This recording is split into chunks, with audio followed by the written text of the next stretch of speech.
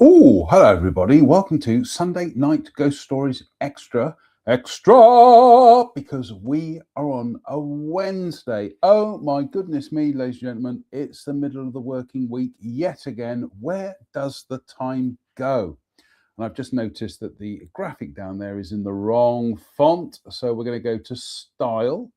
We are going to go to Fonts and we are going to scroll down, and the one we use is called New Rocker. Is it New Rocker or Metal Mania? No, New Rocker. Let's try Metal Mania and see what that's like. New Rocker or Metal Mania. I prefer that one actually.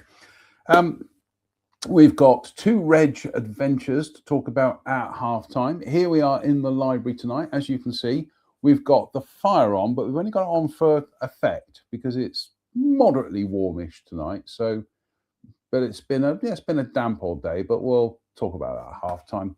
What are we reading? We are reading. This is the book that pretty much got me into reading ghost stories originally.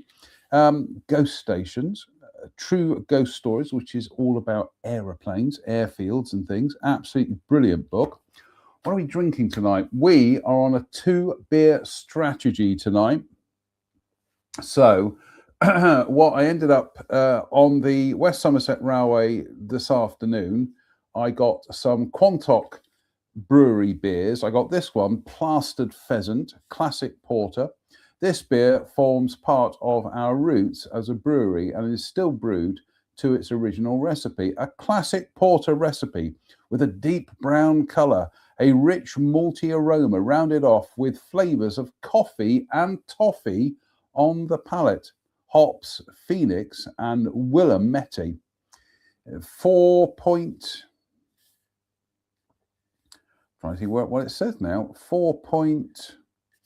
Sure, it's 4.6%. Where is 4.8%? I beg your pardon.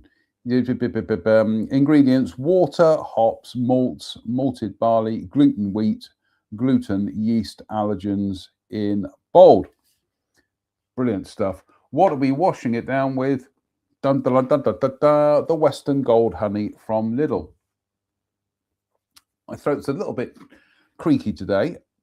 So let's get on with the ghost stories, because the sooner we get on with the ghost stories, the sooner I can go downstairs, have some supper and crash out in front of the telly. What am I going to watch tonight? I think I fancy watching The Fall and Rise of Reginald Perrin on BBC iPlayer. Anyway, the unmade telephone call. During the dark days of 1940, Britain was fighting alone. When Holland, Belgium, France, Denmark and Norway were attacked and occupied, that brought North Weald's fighters into the front line. At the beginning of the Second World War, the airfield was equipped with 2 paved runways and was one of the first fighter airfields in the UK to have them. The squadrons at North Weald in 1940 were numbers 56, treble 1, number 151, 25, 29, 46 and 257, the latter being led by squadron leader Bob Tuck. They had been in the thick of it during the Battle of Britain, and North Weald had also been at the receiving end. In August, number 56 squadron had lost 11 aircraft in 5 days of hard fighting. By September 1940, the worst was over, but it was still an uphill fight. A fighter squadron was just returning to base from operations over the English Channel.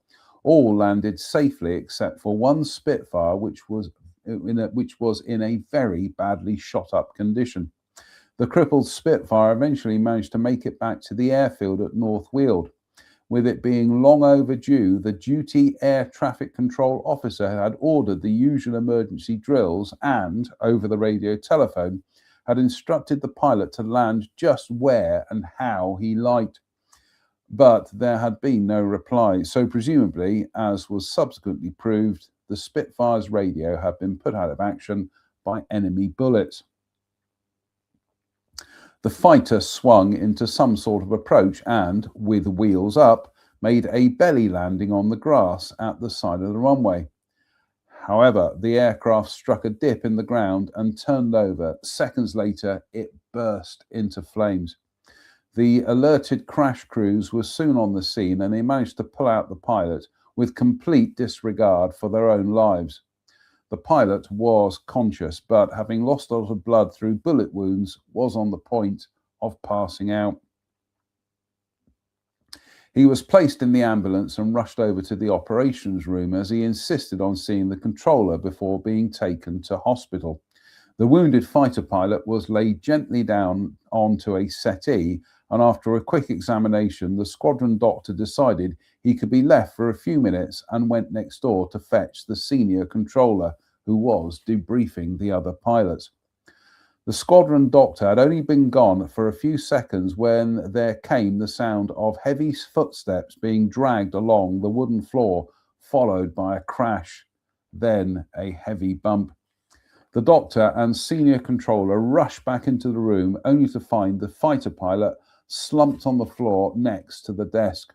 The telephone was off the hook and dangled on its cord to the floor. He had died trying to telephone someone. It must have been a very important call. Since that time, many people, including the telephone operators on night duty at Royal Air Force North Weald, have sworn that they have heard the sound of footsteps being dragged across the floor, followed by a crash. Then a heavy bump coming from the operations room at the end of the corridor. And when they went into the room, there was nothing to be seen, but the telephone was always off the hook and dangling on its cord. Ex-Sergeant Bernard Hughes was at North Weald in 1946. The story was still current, even so far that personnel of the camp, especially the RAF, the Women's Royal Air Force, were dead scared to go anywhere near the place, let alone go into it, he said. One night during the latter half of 1949, Flight Lieutenant John Attrell was duty officer, and hearing the story from one of the operators, decided to investigate. All doors and windows were locked and threads were fixed across the door and across the room itself. They sat down to see if anything unexpected happened. At about midnight, there was a slight sound. I raised my finger to my lips for silence, said Flight Lieutenant Attrell, and quietly opened the door. There it was, dragging footsteps, a crash, then a heavy bump. With that, we rushed down the corridor, unlocked the door, and rushed in.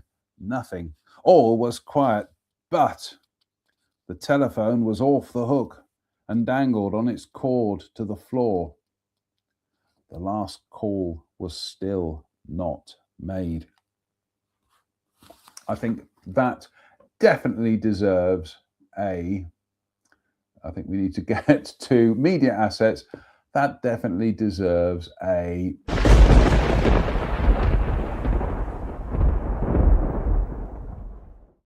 Anyway, in the magnificent Rush beer glass, which from viewers Kirsten and Steve in the United States, and I am hoping to speak to them tomorrow night via FaceTime. Cheers, me beers. Oh, that's better. That is just what my poor throat needed. Uh-oh, got a dead soldier. Dead soldier and Run VT. Oh, it's jolly nice of you. Hello, dead soldier. Seen plenty of those in my time.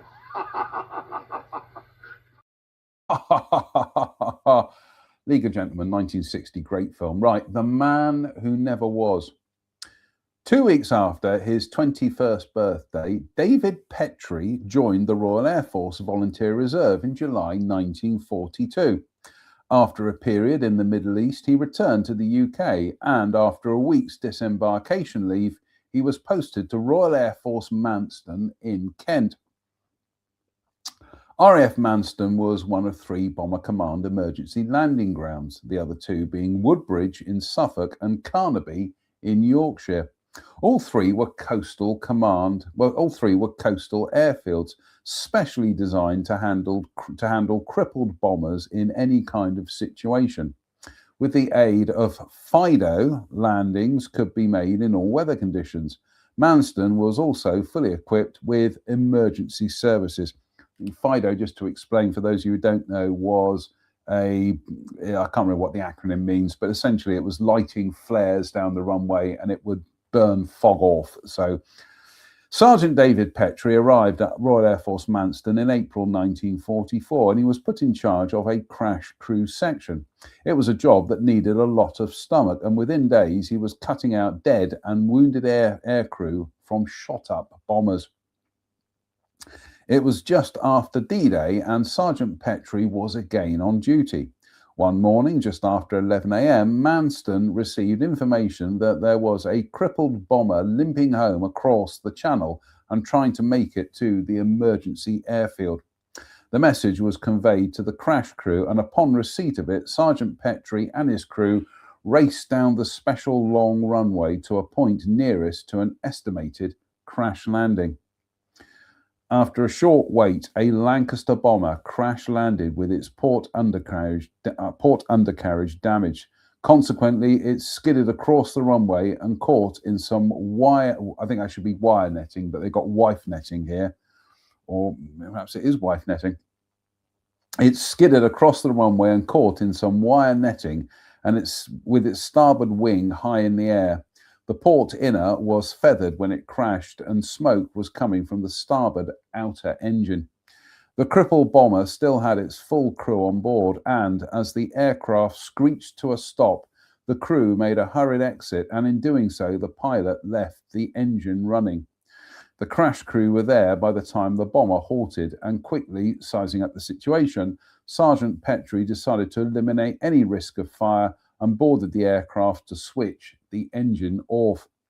On entering the aircraft, he met a civilian wearing a brown pinstripe suit and told him that he had better get out quick because of the risk of fire. Sergeant Petrie gave him no more thought, as he was having difficulty in trying to locate the switch. Don't we all, fellas?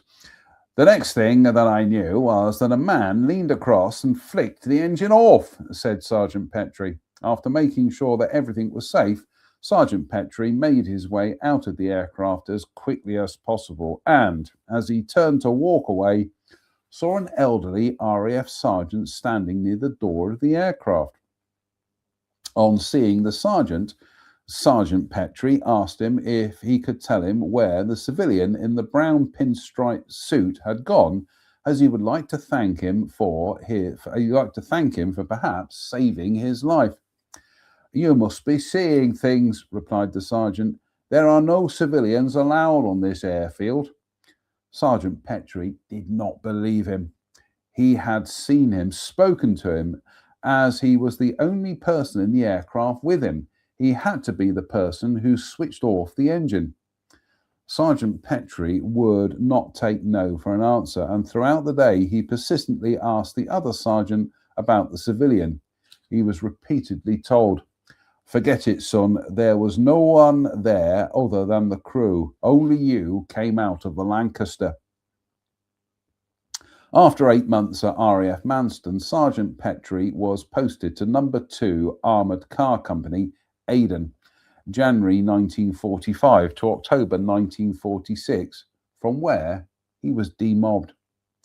4 decades later, ex-Sergeant Petrie is still adamant about the figure he saw in the crippled Lancaster bomber.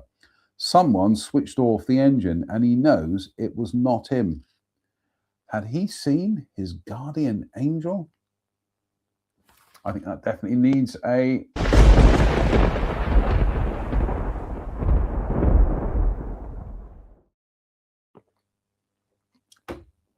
Oh, that is lovely. Slange. Oh, that is lovelier. What's this next? Oh, this next one's quite short. These are all beautifully short. I gotta say, the first Ghost Stations book is fantastically written.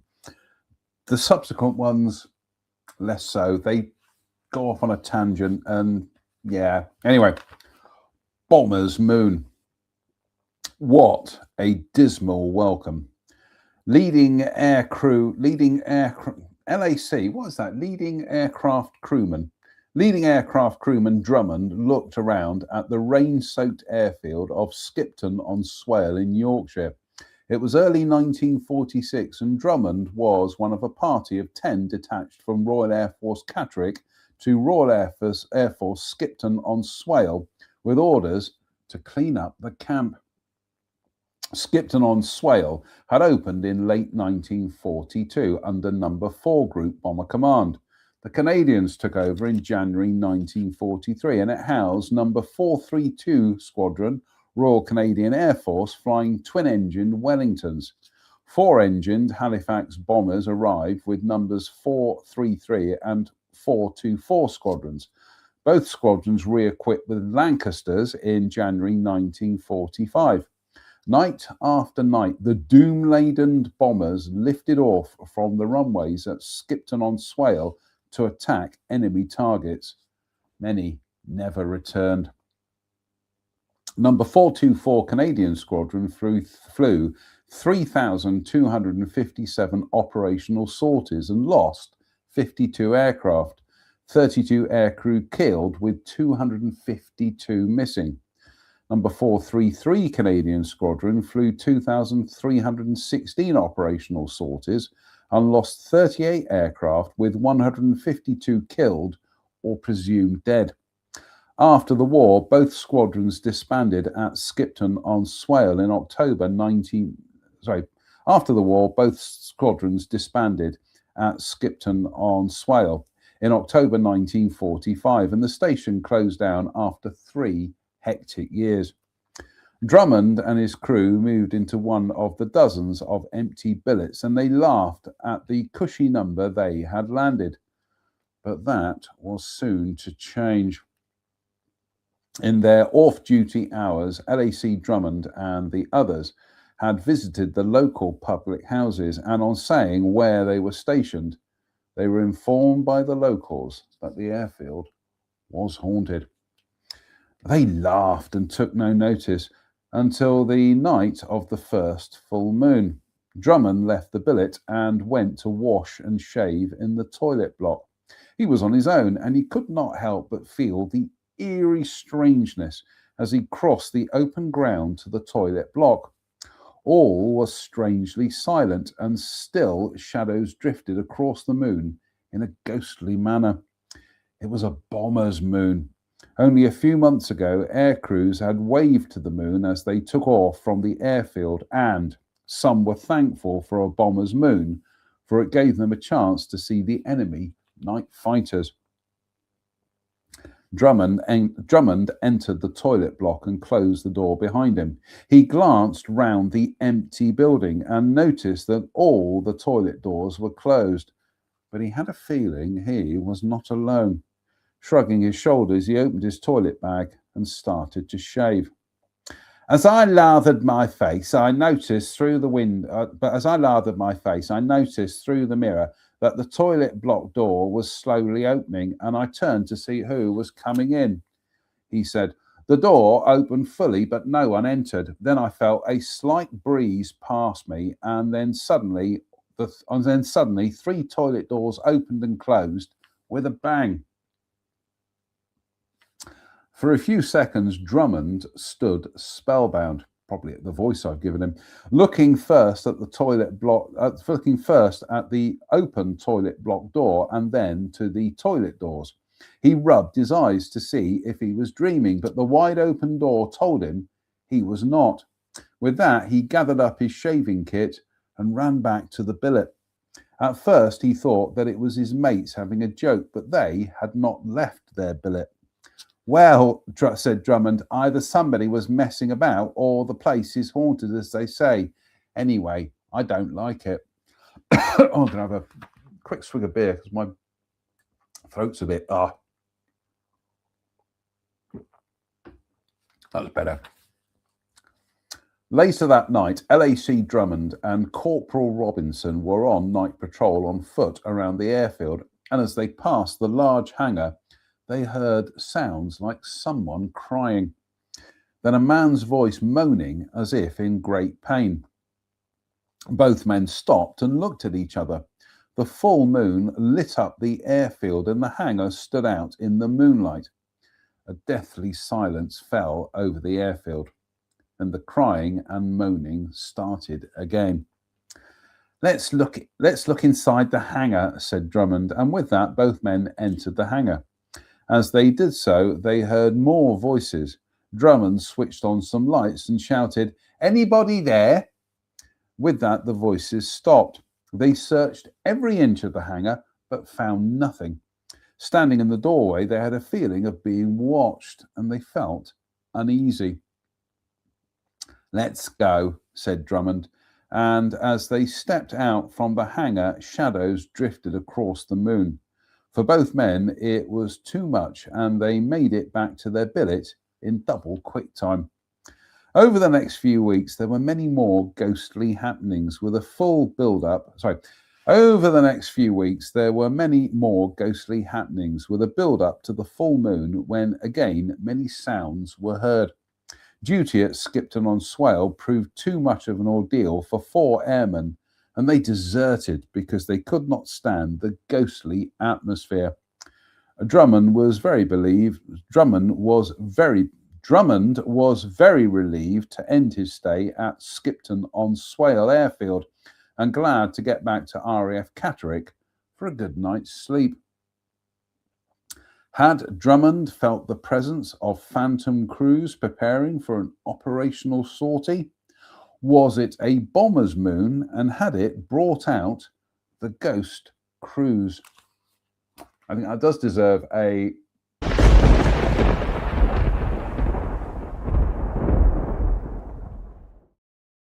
I think that definitely does deserve another beer. So, slange me, everybody. Viewers Kirsten and Steve, in the magnificent Rush beer glass, I toast thee, and we're going to have a bump. So, slange. I've got some fan mail. Let's just read the fan mail.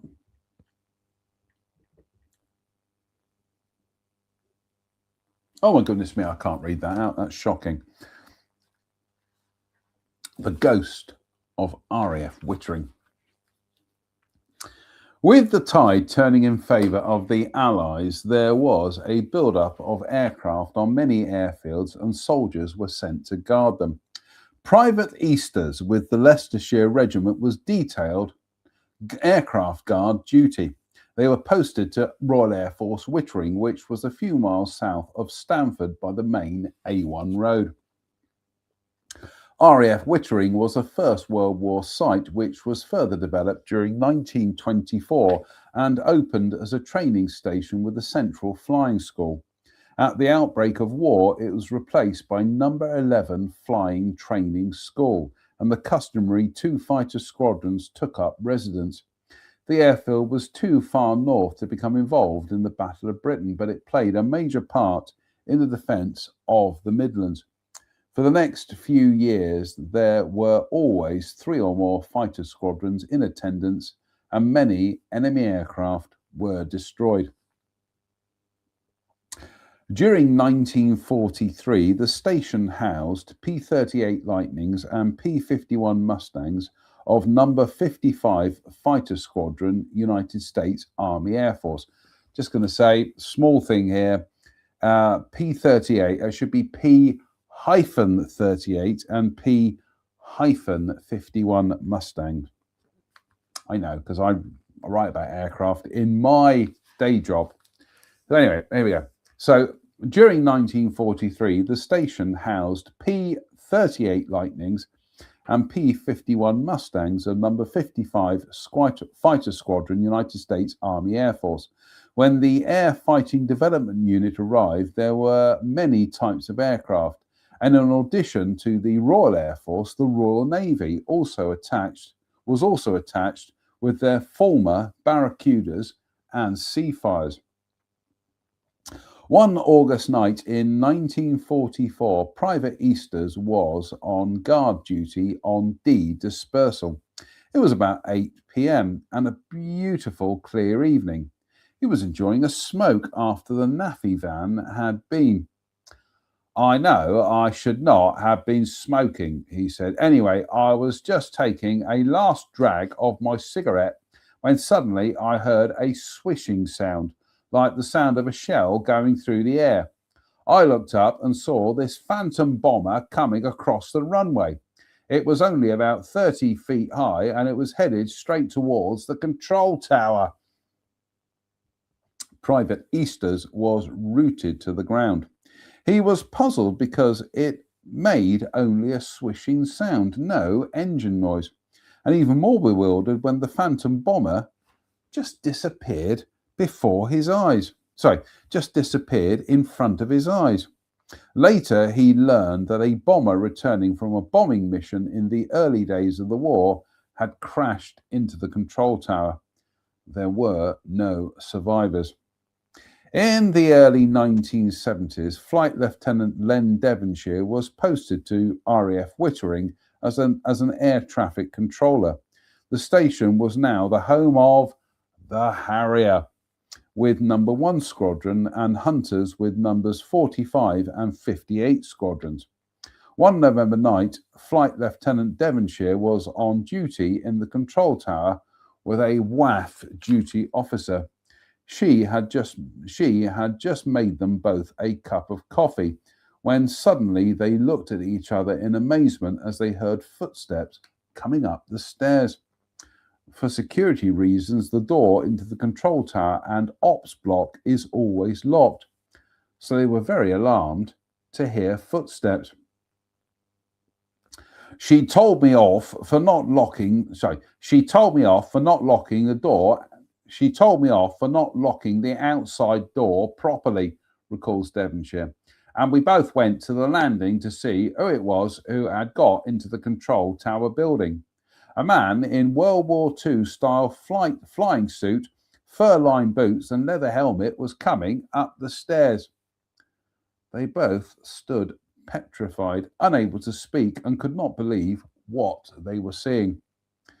He passed by us, said Devonshire. He did not seem to see us and made no attempt to communicate. His footsteps echoed along the landing as the ghost flyer... the speech marks here. I've got the beer burps. The beer burps at 29 minutes and 58 seconds. I do apologise. He passed by us, said Devonshire. He did not seem to see us and made no attempt to communicate. I think the speech mark should end here, and then the narrative picks up. His footsteps echoed along the landing as the ghost flyer went into the senior air traffic controller's office. After a few minutes, he came out of the office and went down the stairs again. The hair was standing up on the back of my neck, said Len. It was a reflex action because I certainly wasn't afraid. As a man of action, I was paralyzed. As a man of action, I should have done something, but the incident was so unexpected, I was paralyzed, Len added. He was as real and solid looking as I am. After the departure of the ghost flyer, they both sat down and discussed the incident. But before doing so, they checked the outside door. It was still securely locked. They later learned that a crew returning from a wartime bombing mission had crashed into the control tower. There were no survivors. Was it the same aircraft that Private Easters had been told about? And was the ghost flyer from the Phantom Bomber seen by Private Easters?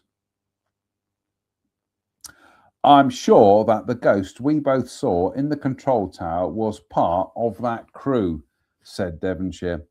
When we told our story, we heard of others who had seen the same figure in the control tower building, as if it were continually looking for something.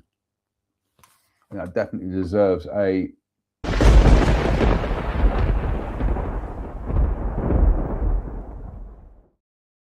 Oh my goodness me, half-time Derps. No, he's fast asleep. Actually, just going to say, Derps is fast asleep. Don't know if you can see him down there. Actually, we'll just turn the torch on the iPhone. There he is. Look, there he is, asleep on the pillow. God bless him. Right. We need some wasabi mix, which is just over there on the bookshelf. I need to get it out of the way. So I'll be back in a couple of seconds.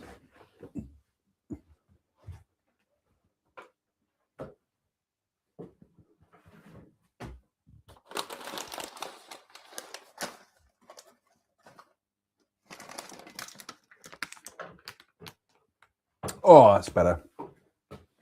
Oh, that's better. Wasabi mix time. Oh, we need this. Right.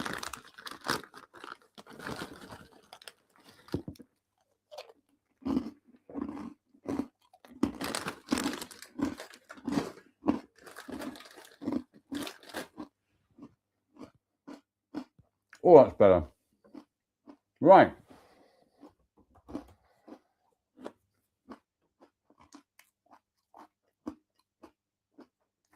We had adventures today.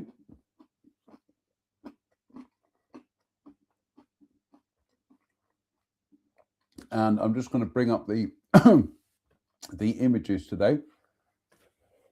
Today was a 2 Reg walk. Now we didn't do one last week because Reg, just going to have a quick swig of the old beer. Oh, that's better. We didn't do one last week because Reg was off with his lady friend in their camper van. But we were back today, and we were back on the West Somerset Railway. And we did one of the few remaining walks that we haven't done yet, station to station. And today was Willerton to Watchet via Doniford Halt. Was it Willerton to Watchet? I can't remember. So we started out from Willerton, which was very good. Actually, the walk, looked, it was only like 3 miles, so it should have been quite straightforward. But of course we got lost. Of course we did. So there we are, striding out over the fields. This was Willerton Station. I love these. These are like tomato planters, which I've got some tomato planters here, but these were planted with lobelia. Love that. That's a great idea. So I'm going to be stealing that idea. There's Reg striding out into the distance. A beautiful bridge we went over with a river. Absolutely stunning today. The best way of describing today was it was like a greatest hits package of all the other walks that we've done. Yes, we did get lost a little bit, but that's because the book that we were following wasn't too clear on one of the sections. So this was going out towards one of the farms. Then as we came out to this farm, we came across an emu farm. And there were 7 emus there. I took some photographs on my Nikon DSLR, which I will put up on Facebook at some stage. But yeah, we saw all these emus. They were more interested in us than we were of them, which was quite unusual. And there's Reg with his emu friends.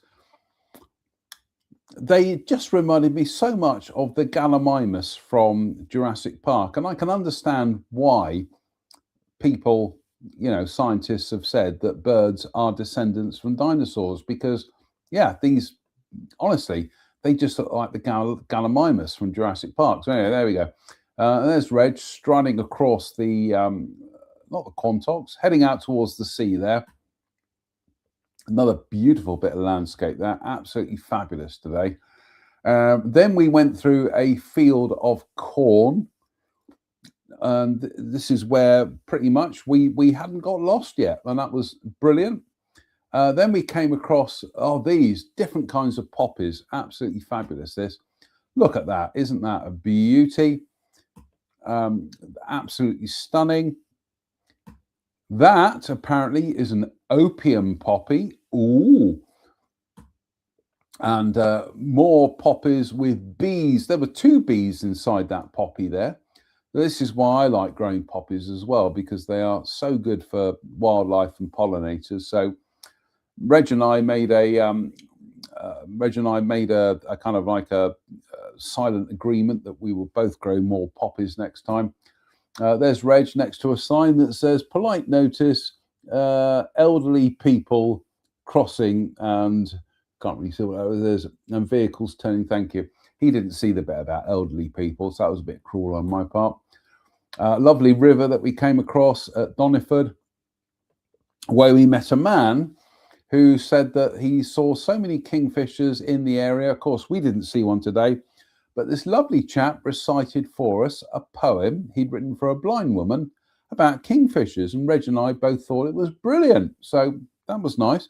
So I get the feeling June is going to be, June, he said in his best Terry Scott voice, this is going to be the month where I'm going to get my kingfisher picture. I have seen a kingfisher before, but I've seen it literally as a metallic blue flash shooting down a watercourse, a river.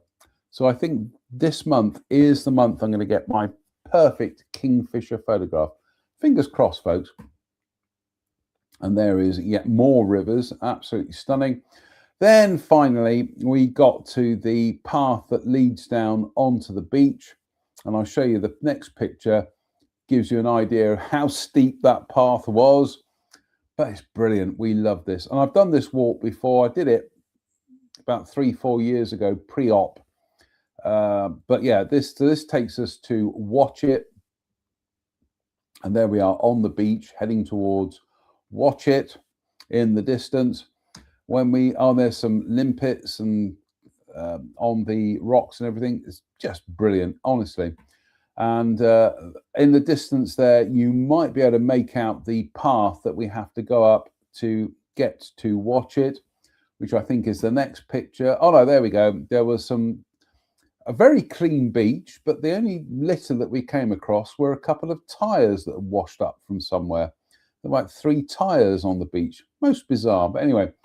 And there's Reg going up the path, the 79 steps up into Watchet. Then we're suddenly onto the coast path, and yeah, Watchet is in sight.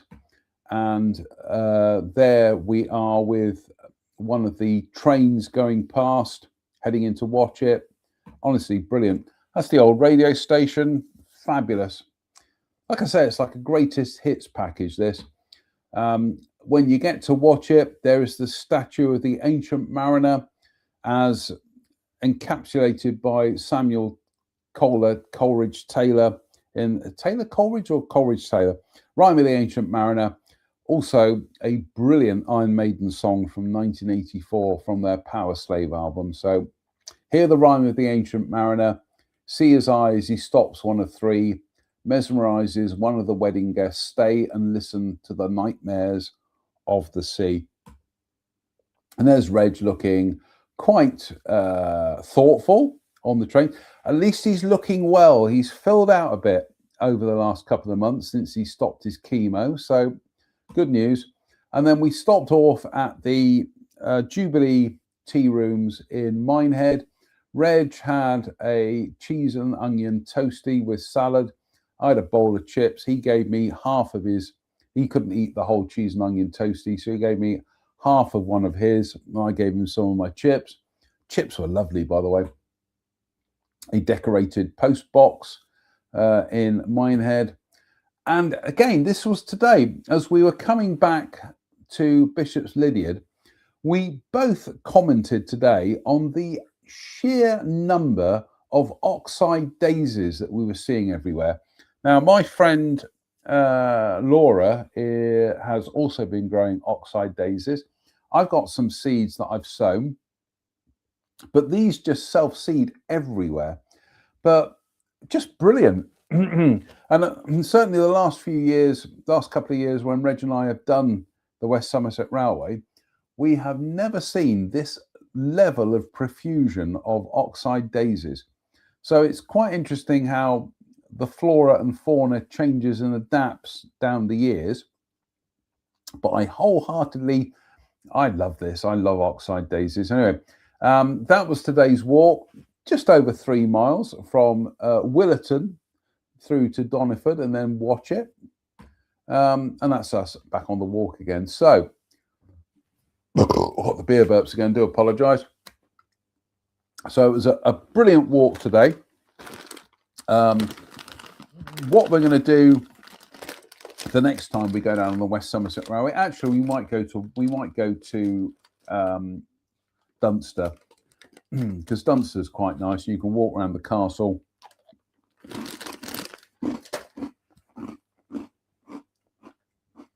Some very nice tea rooms in Dunster. But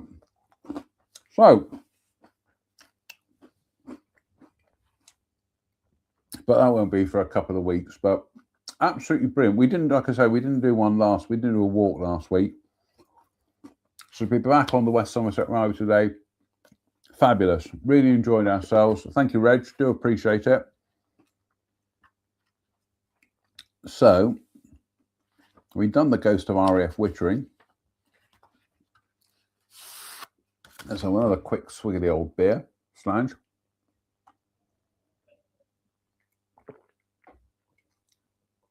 A quick swig of the old bump. Also, I do think that if you go to the seaside, chips are the law. It's like cream teas. If you're in Somerset, especially if you're by the seaside, you've got to have a cream tea. Now, we didn't manage that today, but we certainly did get chips today, so that was good. Anyway, the Phantom Polish Flyer. In March 1945, Grandad Madison was digging out a deep ditch at the side of a farm track when he glanced up and saw an airman in flying kit walking along the track towards him. He did not think anything out of the ordinary on seeing the airman, for the farm he was working on was close to Royal Air Force Blyton in Lincolnshire. RAF Blyton had opened as a heavy bomber squadron in November 1942, and it housed number 199 Squadron. But for some unknown reason, the role of the station changed, and for the duration of the war, it housed number 1662 Heavy Conversion Unit. Bombers took off night and day, and there were many crashes with heavy bombers strewn around in the fields close to the airfield. It was an airfield with a sad atmosphere, and it was disliked by almost everyone. So to Grandad Madison, it was not an uncommon sight to see an airman in full flying kit.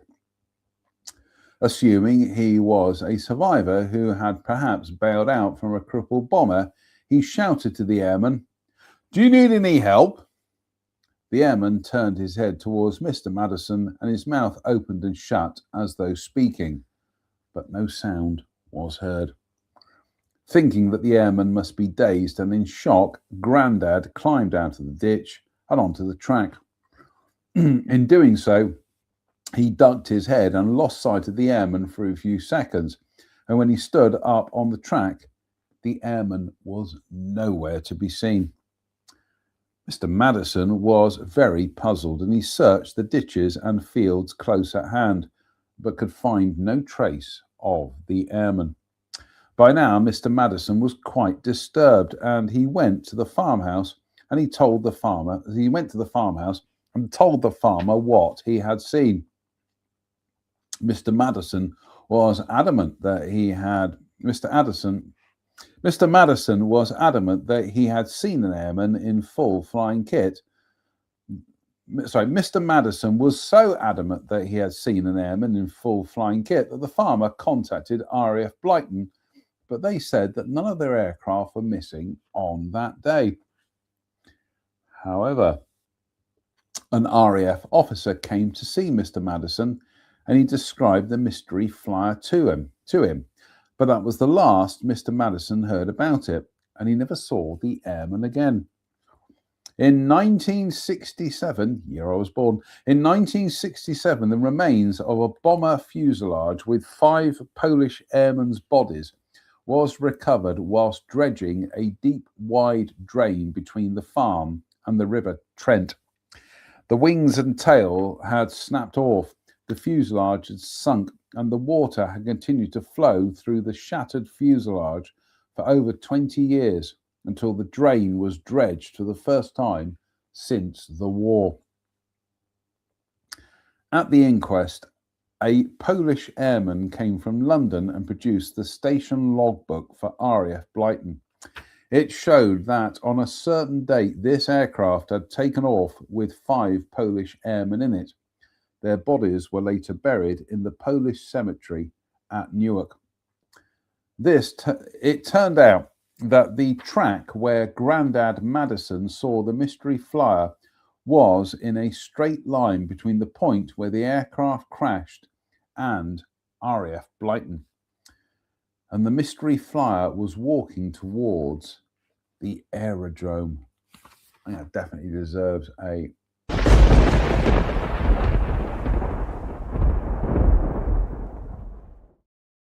What a great book this is. Itchy nose. Slides with everybody. What are we up to? 48 minutes. Yeah, I think we are going to crack open the next can of beer. So, oh, 2 beer strategy tonight. So, Slides. If my mother's watching, she'll be saying, "Oh, you're drinking a lot of beer tonight." Yeah, I am, Mum. I'm nearly 60, so I think I'm kind of old enough to be drinking beer. And I've had a good day out today, so I just need to chillax. I hate that phrase, but anyway, so the second beer tonight is the St. Pierre from Home Bargains. St. Peter's Abbey, Abbey St. Pierre, Belgian Abbey beer, blonde with an E on the end, 6%. This is great stuff. It's very tasty. It's quite strong. And it's also cheap as well. So no complaints here, ladies and gentlemen. And it's a Belgian beer. The Belgians do know how to brew beer. I remember being in Antwerp, checks notes, 33 years ago, as a young man in my early 20s, he said modestly. No, I'd have been in my mid-20s by then. But going over there with my friend Michael, and we were doing a show in Belgium, and we stopped off at Antwerp, and oh my goodness me, the beers there. It was an education. And Belgian beer is just beautiful, absolutely stunning. I'm just going to have some more wasabi mix, and then we'll crack on the next ghost story. So...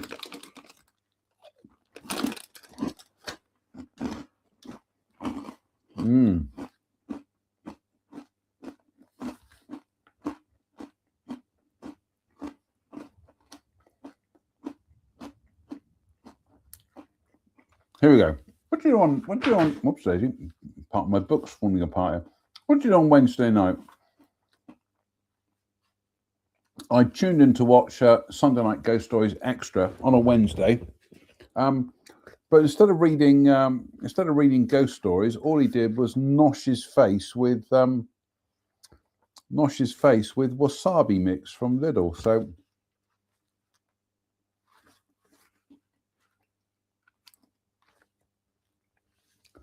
I think we've somehow managed to miss a couple of pages.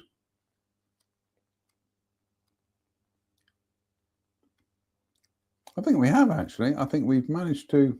I don't know how we managed to do that. I think we might have to go back a few pages. So, the haunted hangar. During the early days of the Second World War, Ron Lines and 4 comrades were posted to South Carlton, a small village just a few miles north of Lincoln, to form a workshop detachment for the service and repair of army vehicles in the area.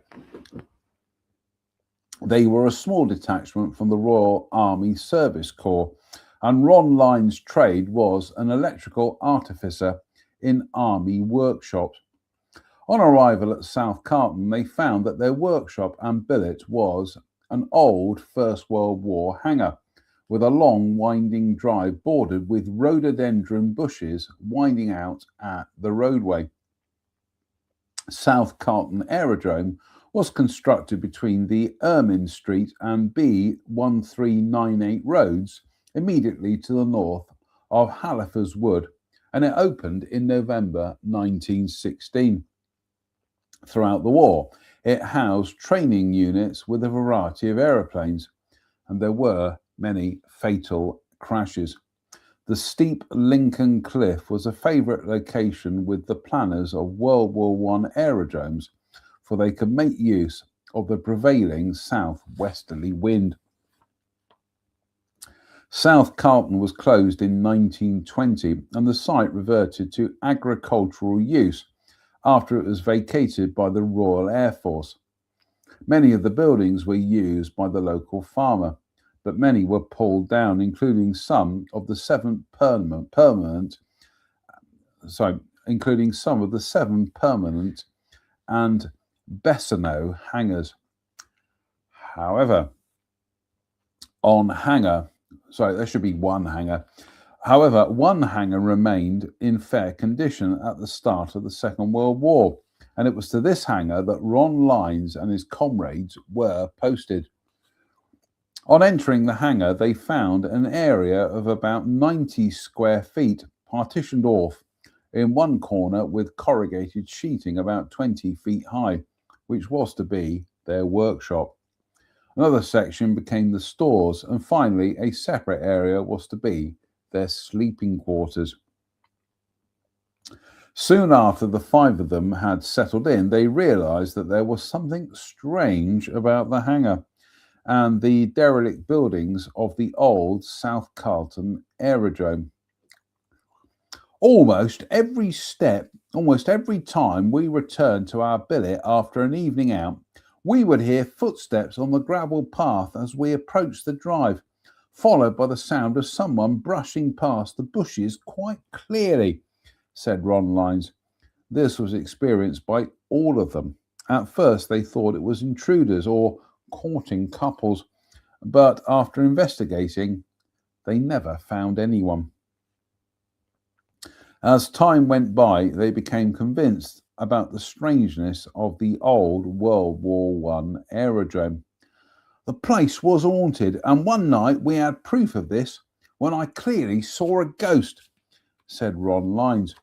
The entrance to their workshop was a small door let into the large sliding doors, which was kept locked when the men were absent or sleeping. I think it should be what were locked. Anyway,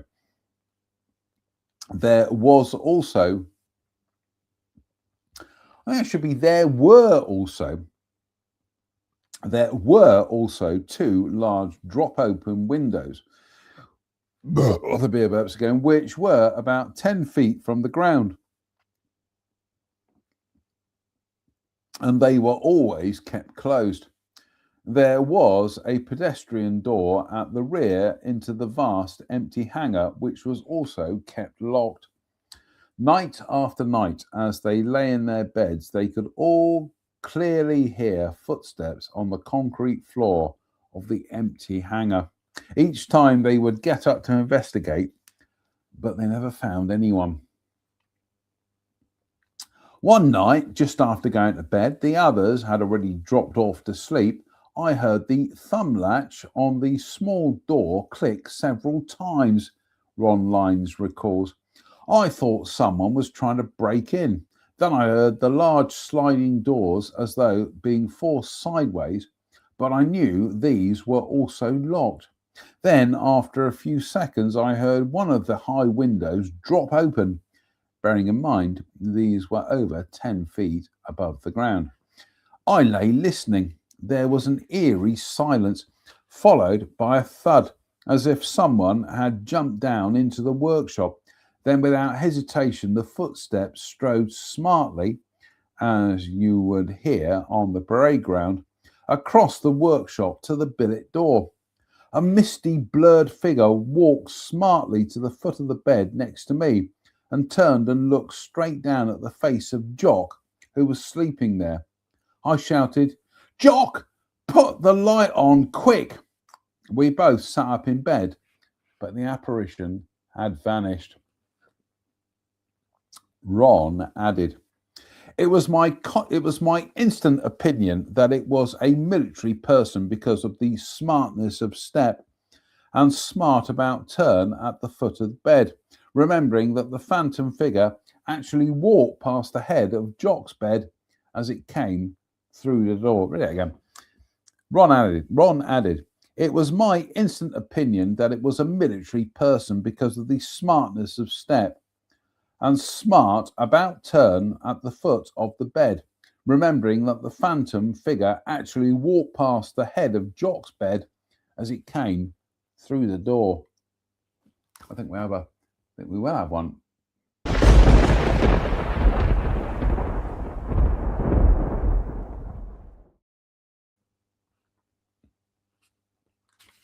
I am suddenly minded of the fact that we seem to have jumped ahead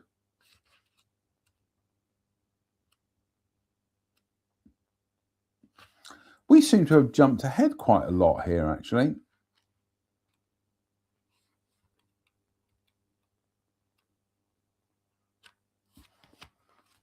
I'm going to have to go back through the previous ghost stories to see where we picked up on, because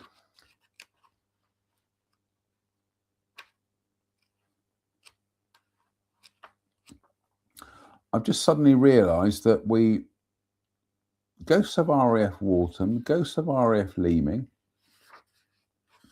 we seem to have jumped ahead several. The Last Goodbye, did we read that one tonight? No. We'll check when we get to the end of tonight's show. We'll check to see where we picked up on. But oh well, we'll just go back and reread the ones that we haven't read yet. So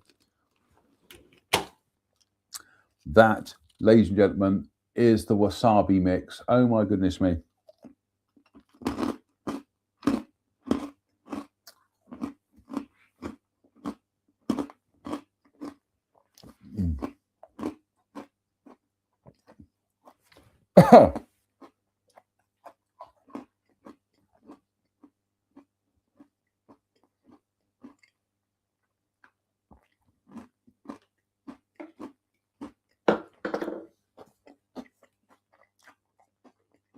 Sounds pretty bad.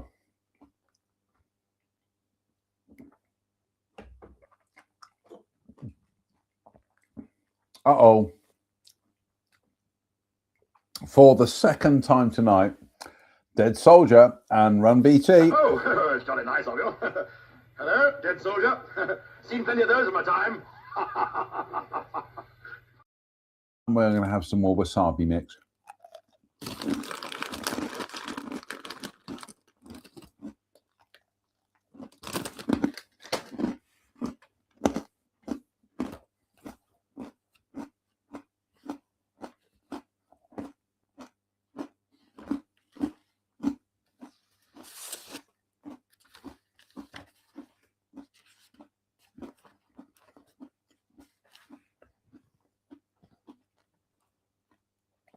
We have just gone through the hour mark, so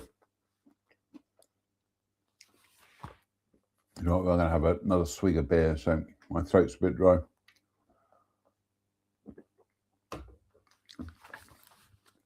One of our aircraft is missing. In 1981, Mr. and Mrs. Greaves went to visit their son and his wife at Royal Air Force Swanton Morley in Norfolk for a week's holiday. 4 decades on, the old wartime airfield still survives. This was just 1 year old when the airfield opened in 1940. Blenheims of number 105 Squadron were the first occupants. Other squadrons at Swanton Morley were number 226 with Bostons and number 305 with Mitchells. They both carried out daylight attacks on Fortress Europe, and many made it back in badly shot up condition, some fatal. 1944 was a very busy year with 3 Mosquito squadrons And on D-Day, the state of the station was number 2 group support unit with Mitchells, Mosquitoes and Bostons, and 1508 flight with Oxford. The airfield continued after the war with a few smaller units and the central servicing establishment. Their son's house was right beside the airfield with a wonderful view over the old flying field. With both their son and his wife in the Royal Air Force, they had plenty of time to themselves. One afternoon, Mr. Greaves took the dog for a walk. Mrs. Greaves said that she would follow later. Not knowing which direction her husband had gone, she set off to walk all around the airfield. About halfway, I felt the air change, said Mrs. Greaves. It was like a brisk breeze, and then I heard the sound of footsteps running on gravel. I turned round sharply and saw an airman in a long overcoat and wearing a forage cap running towards a crashed aircraft which was burning fiercely at the front end. The tail of the aircraft was sticking up in the air.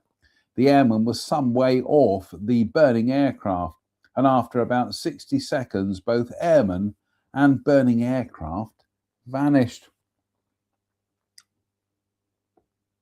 Mrs. Greaves stood for a few seconds, then continued her walk around the airfield. On reaching home, she was greeted by her husband. "Where have you been?" he said. "I had a funny experience while walking round the airfield. I heard someone running on gravel." The burning aircraft and the ghost airman were a mystery. Also, the sound of footsteps on gravel, for there was no sign of any gravel on the airfield.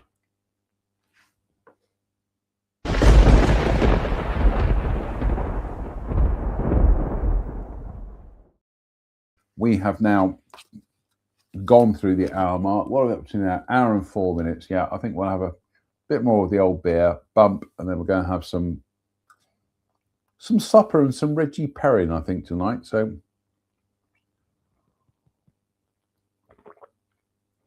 oh, lovely. Sloan. And some warm wasabi mix.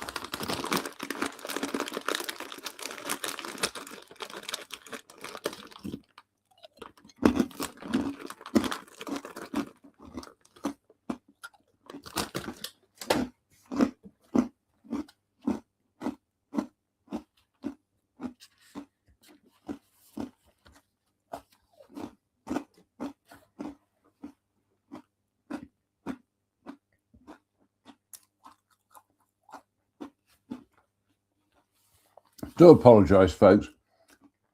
The German ghost at RAF Gatow.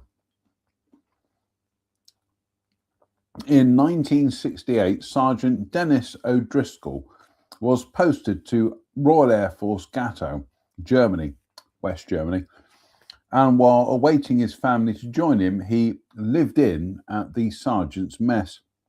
On his third night, he turned in early after writing some letters and was soon fast asleep. I awoke quite suddenly in a cold sweat, feeling the presence of something in the room, said O'Driscoll.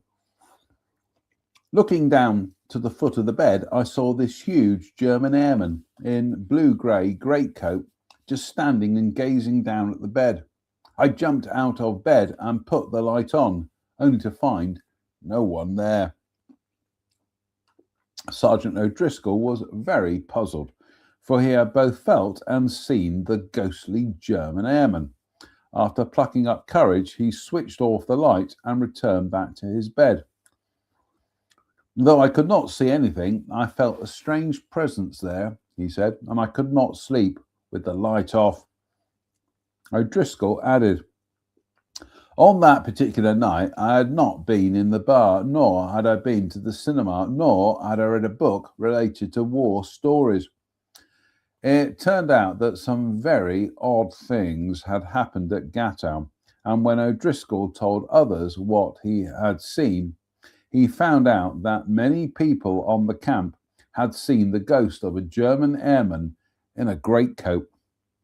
One officer said, "It was frightening when I saw the ghost, and it just faded before my eyes." Right, we're coming towards the end of tonight's show, folks. Strange me wrong. Oh, lovely. Cheers. In the magnificent United Federation of Planet Shot Glass, again, courtesy of friends Kirsten and Steve in the United States.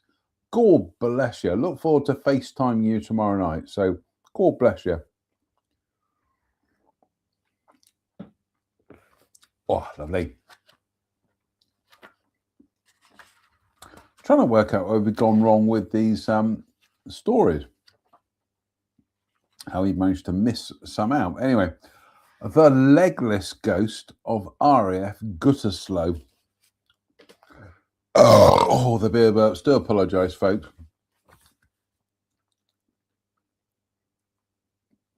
The legless ghost of Royal Air Force Gütersloh. On the airfield at RAF Gütersloh in Germany, some odd things have happened, and as often as not, on Friday the 13th. Early in 1974, there was a large posting of airmen from the UK to Royal Air Force Germany to cope with the new Harrier squadrons to the airfield. And one who was posted to RAF Gütersloh was senior aircraftman Duncan Curry from RAF Kinloss in Scotland. He arrived at RAF Gütersloh in January 1974, and it was very bleak and cold. The airfield housed 2 English Electric Lightning squadrons, and it was also one of the main airfields for troop movements in that part of Germany. The airfield is only 120 kilometers from East Germany. Senior aircraftman Curry was an MT driver, and his work was mostly refueling aircraft. They were to be ready when the Lightnings were replaced by the Harrier wing. In those early weeks of 1974, there were so many airmen posted to RAF Gütersloh that there was not enough room for everyone to sleep in the normal accommodation. So they were having to make temporary bed space in attics and other places that hadn't been used for many years. During the confusion for bed space, Curry joined up with a couple of Scottish lads, SAC Mick Schwartz and SAC Maurice Slavin. The 3 of them found space in an old building in the last block beside a small army building. As they were settling in, they were told that towards the end of the Second World War, some German soldiers had hidden in the cellar of their block, but none of them had made it out alive. A few weeks later, the 3 of them were all having a night in, reading and playing cards. They were just about to turn in for the night when Mick got up and went to the toilet, which was at the end of a short corridor. He left the room and closed the door behind him, which I was sitting beside, said Duncan Curry. Just then, there was a high-pitched scream. It sounded more like a woman's scream rather than a man's. Maurice and myself rushed into the corridor, which was in darkness, to find Mick out cold on the floor. When he came around, he burst out crying, and we eventually managed to calm him down and tell us what had happened. At the end of the corridor was a locker behind which was a locked door, and Mick said that as he came out of the room, he turned round to see a ghost of a German soldier come through the door. It had no legs and moved in a mist. When the ghost started to come towards him, he passed out. Since the appearance of the ghost German soldier, They heard many unusual noises in the corridor, but neither Duncan Curry nor his two friends ever went to investigate. They found out later that the other side of the door had been bricked up and was sealed off. When they moved out of that haunted building, it was locked up and never used again, whilst SAC Duncan Curry was at RAF Gutterslow. Definitely a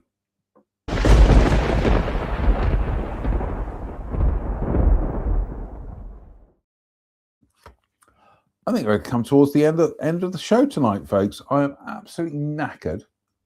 He's girt tired tonight, so slange me, Mark.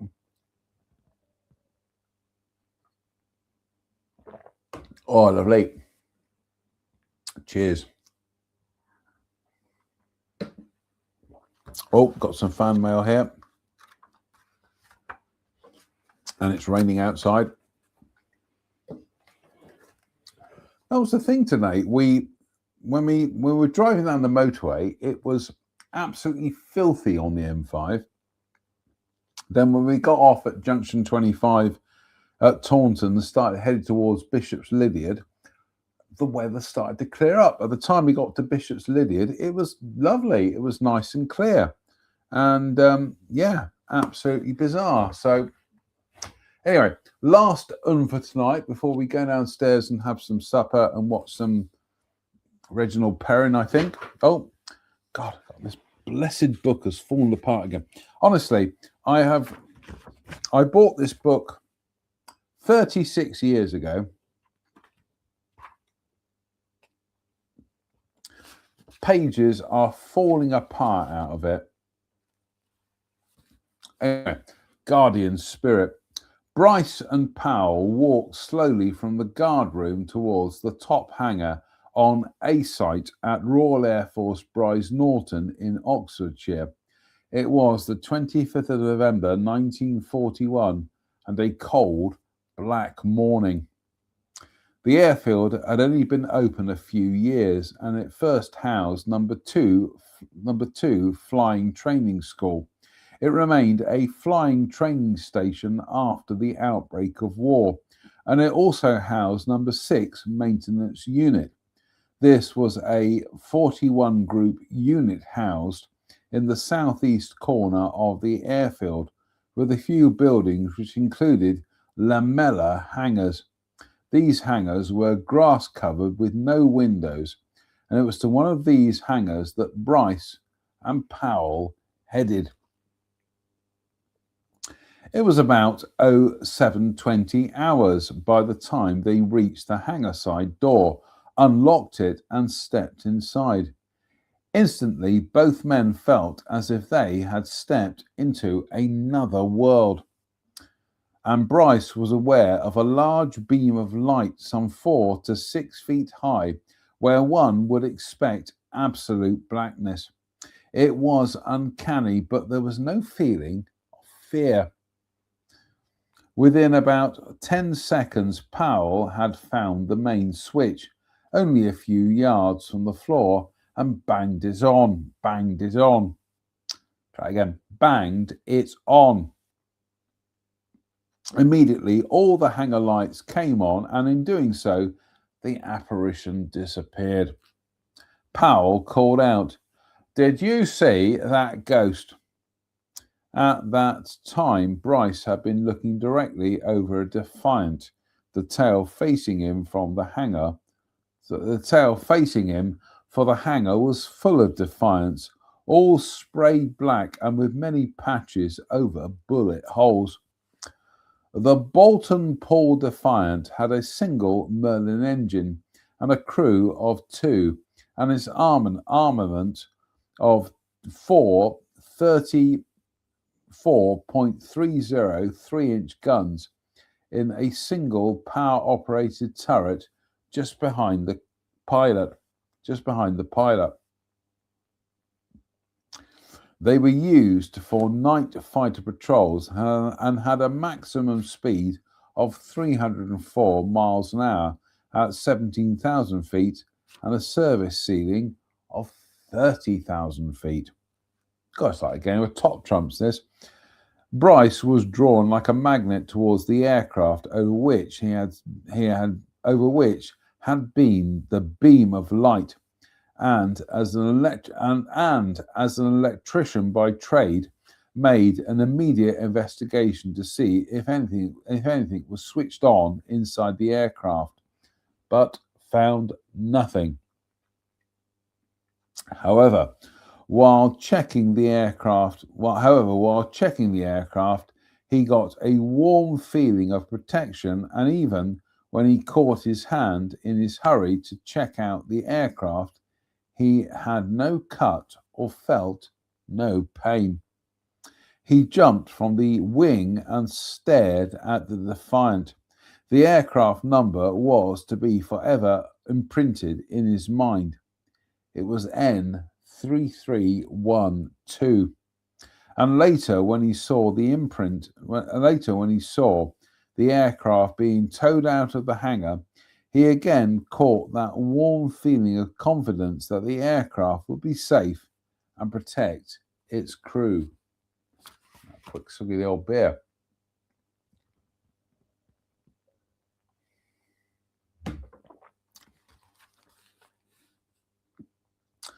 Whatever Bryce saw early that November morning in 1941, we shall never know.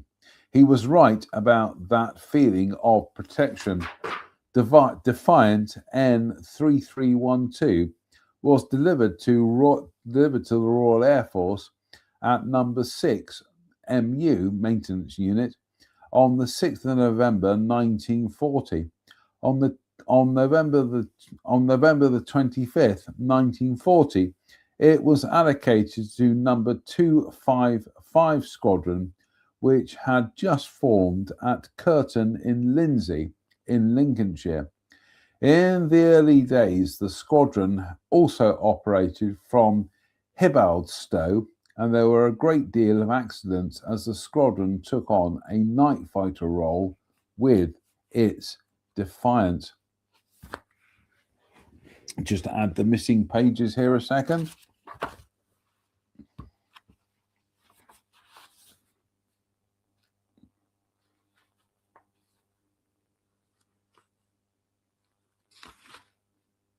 We've lost where we are now.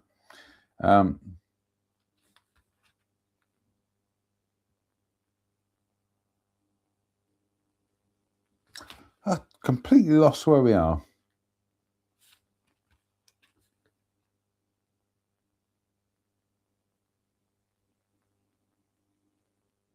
No. After a few weeks with 2 non-flying units, Defiant N3312 returned to number 6 maintenance unit at Bryce Norton, which was when Bruce saw it.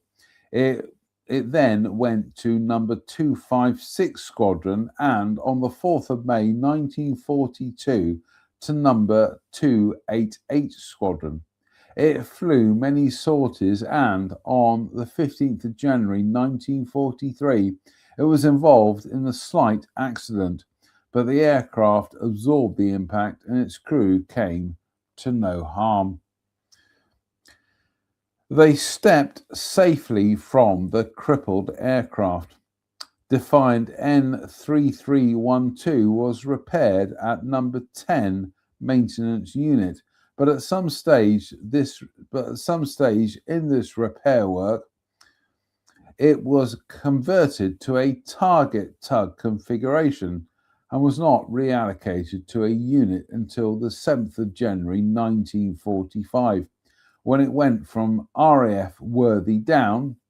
It was in store at number 10 maintenance unit from February 44 until allocation to Worthy Down. From Worthy Down, it was returned to number 10 maintenance unit on the 16th of April 1945 and was struck off charge on the 14th of November 1945. Its war days were over. It's war days over. Try again. Defiant N3312 came through the war safely, having done battle in those Try again. Defiant N3312 came through the war safely, having done battle in those dark early days of war, and protected those who flew in her.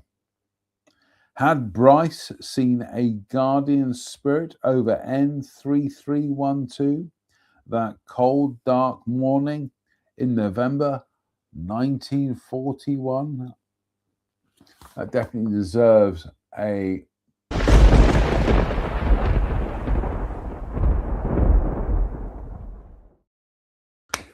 that definitely deserves another punitive Facebook punishment for using publicly available sound effects. Anyway, the beer burp, still apologise. Right, last of the St. Pierre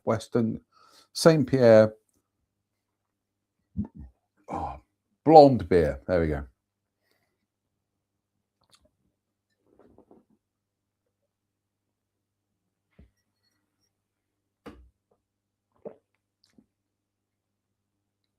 And the bump element, we only had 2 bumps tonight. We had an extra beer, but anyway.